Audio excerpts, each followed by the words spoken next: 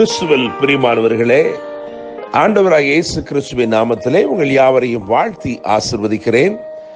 இந்த நாளுக்கென்று தேவன் நமக்கு அருளி இருக்கும் ஜீவ வார்த்தை ஏசாயா தீர்க்க தரிசன புஸ்தகம் 45 அதிகாரம், அதிலே 2வது வசனம். நான் உனக்கு முன்னே போய் கோணலானவைகளை செவ்வையாக்குவேன். என கேட்கிற தேவனுடைய பிள்ளைகளே, ஆண்டவரை அறிந்திராத கோரேசுக்கு அருளப்பட்ட ஆச்சரியமான வாக்குத்தத்த வசனம் தான் இது. இன்று ஆண்டவர் உங்களுக்கு முன் சென்று எல்லாவற்றையும் செவ்வையாக்கும் ஒரு நாளாய் இந்த நாள் இருக்கிறது. இன்று கர்த்தர் உங்கள் வாழ்க்கையில் ராஜரீக பாதைகளை திறக்கும் ஒரு நாளாய் இந்த நாள் இருக்கிறது. இனி தீமை உங்களை தொடருவதில்லை, நன்மையும் கிருபையும் உங்களை தொடரும். அவருடைய நேசம் உங்கள் மேல் படரும், அவருடைய மேன்மை உங்களை தேடி வரும். தேவனுடைய பிள்ளைகளே, இந்த ஆச்சரியமான அதிகாரத்திலே முதல் வசனத்தை கவனிக்கும் பொழுது, இந்த முதல் வசனத்திலே 3 காரியங்கள் சொல்லப்பட்டிருக்கிறது. அவைகளைத்தான் இந்த நாளின் வசனத்திற்கு ஆதாரமாய் தியானிக்க இருக்கிறோம். முதலாவது காரியம் அங்கே சொல்லப்பட்டிருக்கிறது. கவனிக்கும் பொழுது, அவர் கீழ்ப்படுத்துகிறவராக இருக்கிறார். அவர் கீழ்ப்படுத்துகிறவர். தேவன் உங்களுக்கு விரோதமான போராட்டங்களை, பிரச்சனைகளை, எதிரான சூழ்நிலைகளை, இவைகள் எல்லாவற்றையும் இன்றைக்கு உங்களுக்கு கீழ்ப்படுத்துகிறவராக இருக்கிறார். கர்த்தர் கோரேசுக்கு ஒரு வாக்கு கொடுக்கிறார்.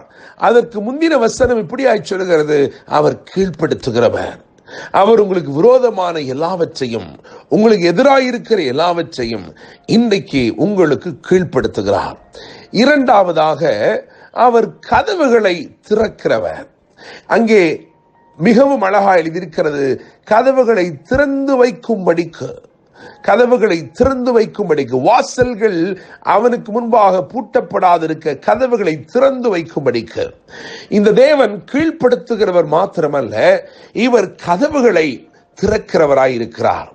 நம்முடைய தேவன் கதவுகளை திறக்கும் தேவன். வெளிப்படுத்தல் 3:7 வாசிக்கும் பொழுது, ஒருவரும் பூட்டக்கூடாதபடிக்கு இவர் திறக்கிறவர் என்று எழுதியிருக்கிறது. தேவனுடைய பிள்ளைகளே, வேதத்தில் வாசிக்கும் பொழுது 3 கதவுகளை விசேஷமாய் கவனிக்க முடியும்.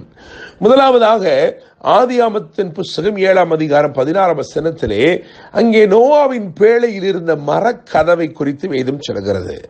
அந்த கதவை கர்த்தரே பூட்டினார் என்று எழுதியிருக்கிறது. கர்த்தர் கதவை அடைத்தார் என்று எழுதியிருக்கிறது.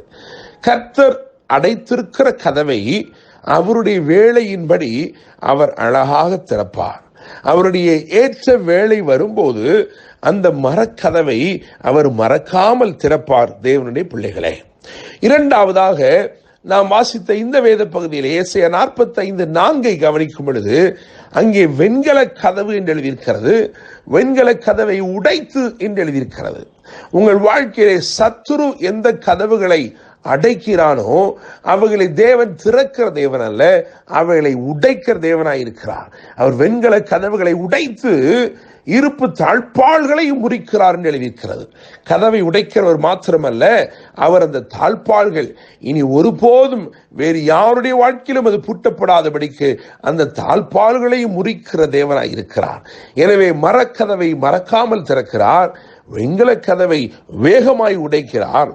மூன்றாவதாக, இருப்பு கதவு என்று எழுதியிருக்கிறது. அப்போஸ்தலர் 12:10 வாசிக்கும் பொழுது, நகரத்திற்கு போகக்கூடிய இருப்பு கதவு அது தானாகவே திறவுண்டது என்று எழுதியிருக்கிறது. இதை கேட்கிற தேவனுடைய பிள்ளைகளே, அவர் மரக்கதவுகளை மறக்காமல் திறப்பார், வெண்கல கதவை வேகமாய் உடைப்பார், இருப்பு கதவை இன்றைக்கே திறப்பார். தேவனுடைய பிள்ளைகளை, நாம் 3 காரியங்களை தியானித்துக் கொண்டிருக்கிறோம். முதலாவது, அவர் கீழ்ப்படுத்துகிறவர் என்று உங்களிடத்தில் பேசினேன். இரண்டாவதாக, அவர் கதவுகளை திறக்கிறவர் என்று பேசினேன். மூன்றாவதாக, அவர் கையை பிடித்து நடத்துகிறவர். நீங்கள் வாசிக்கும் பொழுது 45 அதிகாரம் 1 வசனத்திலே வலது கரத்தை பிடித்து கொண்டு அவனுக்கு சொல்லுகிறதாவது என்று எழுதியிருக்கிறது. இந்த தேவன் நம்முடைய கையை பிடித்திருக்கிற தேவன். இவருக்கு இன்னும் ஒரு பெயர் உண்டு, இவர் கைவிடாத தேவன். என கேட்கிற தேவனுடைய பிள்ளைகளே, அவர் என்ன வாக்கு பண்ணி இருக்கிறாரோ அதை நிறைவேற்றும் அளவும் உங்களை அவர் கைவிட மாட்டார். நிச்சயமாக நீங்கள் இதை நம்ப வேண்டும். காரணம், யாக்கோபு என்னும் ஒருவருடைய வாழ்க்கையிலே ஆதியாகமத்தின் புஸ்தகம் 28ஆம் அதிகாரத்திலே இதே வார்த்தையை அவர் சொன்னபோது ஆண்டவர் சொன்னார், நான் உனக்கு சொன்னதை செய்யும் அளவும் உன்னை கைவிடுவதில்லை என்று சொன்னார். எனவே 3 காரியங்களை இன்றைக்கு தியானித்திருக்கிறோம். அவர் கீழ்ப்படுத்துகிற தேவன். எல்லா போராட்டமான சூழ்நிலைகளையும் உங்களுக்கு கீழ்ப்படுத்துகிறார். அவர் கதவுகளை திறக்கிற தேவன். இன்றைக்கு எந்த கதவும் உங்கள் வாழ்க்கையில பூட்டப்பட்டு இராது. அவர் எல்லாவற்றையும் திறக்கிற தேவன். 3ஆவதாக அவர் உங்கள் கையை பிடித்து உங்களை கைவிடாமல் நடத்துகிற தேவன். அவர் உங்களை பார்த்து வாக்கு பண்ணுகிறார், நான் உனக்கு முன்னே போய் கோணலானவைகளை செவ்வையாக்குவேன் என்று சொல்லி கர்த்தர் தாமே இந்த வார்த்தைகள் மூலமாய் இன்று உங்களை ஆசீர்வதிப்பாராக. என்றும் அன்புடன் pastor Daniel Moses. God bless you.